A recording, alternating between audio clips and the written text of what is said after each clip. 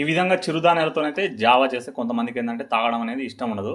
అలా ఇష్టం లేని వారైతే జావానైతే మిస్ చేసుకోవద్దు. చాలా చాలా మంచిది మన ఆరోగ్యానికి అయితే ఈ విధంగా చిరుధాన్యాలతో చేస్తే.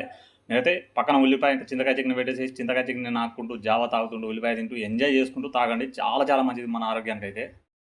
హాయ్ ఫ్రెండ్స్, వెల్కమ్ టు నానమ్మ విలేజ్ వంటలు. ఈ రోజు వీడియోలో అయితే మనకైతే మంచి ఆరోగ్యాన్ని ఎంతో బలాన్ని ఇచ్చే మల్టీగ్రెయిన్ జావాని అయితే చేసుకోబోతున్నాం. చాలా చాలా మీకైతే ఆరోగ్యానికి ఎంతో ఉపయోగపడుతుంది. ఎప్పుడు ట్రై చేయకపోతే అయితే తప్పకుండా అయితే ఒకసారి అయితే ట్రై చేయండి. మరి ఇక లేట్ చేయకుండా వీడియోలోకి వెళ్ళిపోతాం. వీడియో చూసిన ప్రతి ఒక్కరికి ఈ వీడియోకి అయితే ఒక లైక్ అయితే కొట్టండి. అలాగే మరిన్ని రుచికరమైన వంటల కోసం నా ఛానల్ అయితే సబ్స్క్రైబ్ అయితే చేసుకోండి. నేనైతే స్టవిలింగ్ చేసి ఒక బాండ్ అయితే పెట్టుకున్నాను. కానీ ఈ మల్టీగ్రెయిన్ జావా వల్ల అయితే మీకైతే ఎముకల్లోని బలహీనత, అలాగే నరాల్లోని బలహీనత, అలాగే మీకైతే జీర్ణశక్తి మెరుగుపడుతుంది. అలాగే మీకైతే కండరాలలోని బలహీనత ఉన్న వారికి అయితే చాలా చాలా బాగా ఉపయోగపడుతుంది. నేను చెప్పే ఈ చిరుధాన్యాలతో మీరైతే ఈ జావా చేసుకొనేసి వారానికి 2 గ్లాసులు తాగారంటే మాత్రం మీకైతే ఎంతో బలం, ఎంతో ఆరోగ్యం అనేది మీకైతే సొంతం అవుతుంది. మరి ఈ జనరేషన్లో ట్యాబ్లెట్ వాడాలంటే ఎవరైతే లేరు. మరి ఇక్కడనైతే ఒక పావు కప్పు పెసర్లు అయితే తీసుకోండి. పావు కప్పు పెసర్లు తీసుకొనేసేసి మనమైతే నేను చెప్పే ఈ దినుసులను మొత్తం అయితే దూరంగా అయితే వేయించుకోవాలి. అలాగే ఒక అరకప్పు అయితే సజ్జలు, అలాగే ఒక అరకప్పు అయితే బియ్యం. ఏ బియ్యం అయినా పర్లేదు, రేషన్ బియ్యం అయినా మామూలుగా వేరే ఏ బియ్యం అయినా పర్లేదు. అలాగే ఒక అరకప్పు జొన్నలు తీసుకోండి. ఇక్కడ నేను ఒక 3/4 కప్పు అయితే రాగులు తీసుకుంటున్నాను. తీసుకొనేసి వీటిని అయితే మనం అయితే బాగానైతే వేపుకోవాలి. మరీ అంతా కాదు, ఒక 40% వేపుకుంటే సరిపోతుంది. మనకైతే ఎక్కువ అయితే అవసరం లేదు.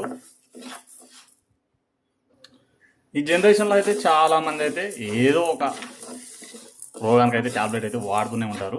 మీరైతే ఈ విధంగానైతే ఈ దినుసులతోనైతే జావా చేసుకొనేసేసి మీరైతే వారానికి 2 గ్లాసులు తాగితే మాత్రం మీకైతే ఎంతో ఆరోగ్యం, ఎంతో బలం అనేది మీకైతే సొంతమవుతుంది. చాలా చాలా ఆరోగ్యానికి అయితే మంచిది. ఎప్పుడు ట్రై అయిపోతే తప్పకుండా అయితే ఒకసారి అయితే ట్రై చేయండి. ఈ చిరుధాన్యాలను అయితే మీరైతే ముందుగా శుభ్రంగా కడిగేసినా పర్లేదు, మనం వేపుకున్న తర్వాత కడిగేసేసి మిక్సీ పట్టుకున్నా పర్లేదు. ఇప్పుడైతే స్టవ్ ఆఫ్ చేసేసేసి వీటిని అయితే చల్లారే వరకు అయితే వెయిట్ చేద్దాం. నేనైతే ముందుగానే కడిగేసేసి ఎండబెట్టుకున్నాను.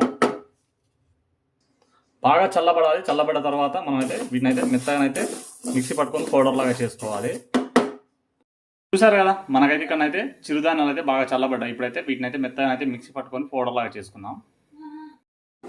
ఫ్రెండ్స్ చూసారు కదా, మనమైతే చిరుధాన్యాలు అయితే ఈ విధంగానైతే మెత్తగానైతే మిక్సీ అయితే పట్టుకోవాలి. నేటి ఇక్కడైతే మనం అయితే మిక్సీ పట్టే ముందే ఎసరు అయితే ఆల్రెడీ పొయ్యి మీద పెట్టుకున్నాను. ఎసరికిన బాగా మోస్తుంది. ఇప్పుడైతే ఇందులోనైతే మనం పట్టుకున్న పిండిని అయితే వేసేయండి. వేసేసేసి ఉండలు లేకుండానైతే మెత్తగానైతే కలుపుకోవాలి. ఉండ అనేది ఉండకూడదు. స్టవ్ అయితే మీడియంలో పెట్టుకోండి. ఇందులోకి అయితే రుచికి సరిపడానైతే ఉప్పు అయితే వేసుకోండి. కొంచెం చూసి వేసుకోండి. అలాగే ఒక టీ స్పూన్ నెయ్యి అయితే వేసేయండి. వేసేసి ఒకసారి బాగా కలిపేసేసి ఒక 5 నిమిషాలు మరిగించుకుంటే మనకైతే మల్టీగ్రెయిన్ జావా అయితే రెడీ అయిపోతుంది.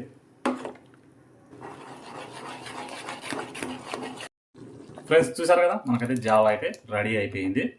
మనకైతే చాలా చాలా మంచిది. మంచి ఆరోగ్యాన్ని, ఎంతో బలాన్ని ఇస్తుంది. వారానికి 2 గ్లాసులు తీసుకుంటే చాలా ఈ విధంగా చిరుధాన్యాలతో జావా చేసుకునేసి మనకైతే ఎముకల్లో బలహీనత, కండరాల బలహీనత, నరాల బలహీనత, అలాగే మనకైతే జీర్ణశక్తి కూడా చాలా చాలా మెరుగుపడుతుంది ఈ విధంగా జావా చేసుకుని తాగడం వల్ల. మీరైతే ఎప్పుడు ట్రై అయిపోతే ఒకసారి తప్పకుండా అయితే ట్రై చేయండి. మీకైతే మంచి ఆరోగ్యం, ఎంతో బలం అనేది చేకూరుతుంది. మరి ఈ మల్టీగ్రెయిన్ జావా రెసిపీ మీకు ఎలా అనిపించిందో ఈ వీడియోకి అయితే కామెంట్ చేయండి, లైక్ చేయండి. అలాగే మరిన్ని రుచికరమైన వంటల కోసం ఛానల్ని అయితే సబ్స్క్రైబ్ అయితే చేసుకోండి.